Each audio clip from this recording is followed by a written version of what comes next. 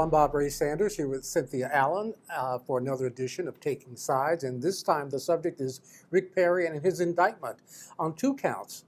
Is that just political gotcha or is it merit? Well, I think I'm in good company when I say that I think it is pretty partisan and pretty weak. Let me just read what some other folks have said, because I think there's a lot of good commentary that's out there.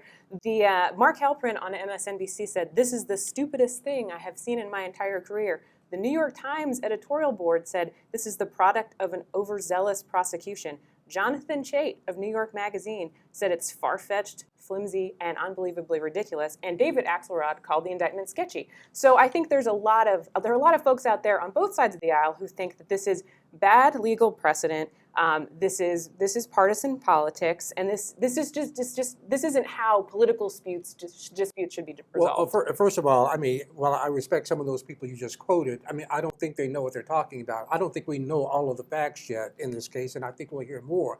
I certainly don't think it was partisan politics, because there was a Republican judge who appointed another Republican judge to preside over the case, who appointed a Republican prosecutor to be the special prosecutor to investigate the case and then take it to the grand jury. So I don't see how you can call it partisan when all these Republicans, including one appointed by Rick Perry. I think we both know that special prosecutors are often a tool that are used to sort of become a facade for a tool used by whom, though?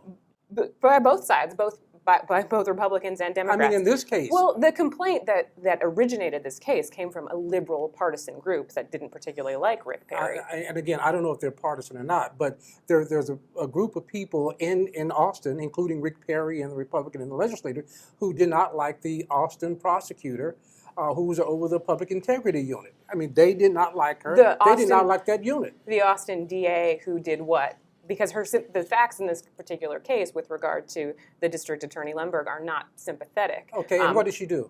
She blew an intoxication level 3 times the legal limit and then abused police officers when she was taken in. Her behavior, I mean, she's not a sympathetic character. And it was appropriate for Rick Perry and other leaders to call for her resignation, because her job as the head of the public integrity unit and also just as a prosecutor, prosecuting people for DUIs, she lost all credibility. Rick Perry could want her out of office. That's fine.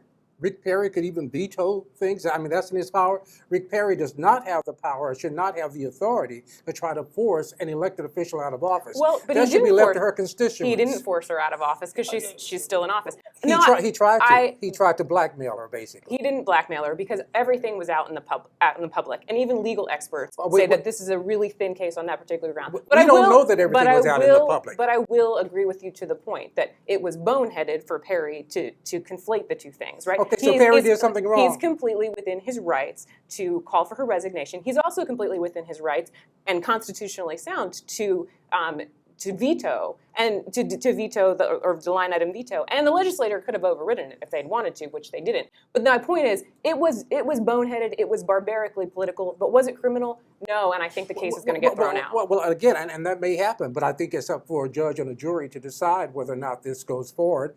And in this case, the special prosecutor, since he's the one who did the investigation, well, and took it to the grand if the jury. case doesn't get thrown out by a judge, and I think a lot of legal experts think that it will. Well, I mean, that's what you think. I said what I think. What do you think? Let us know.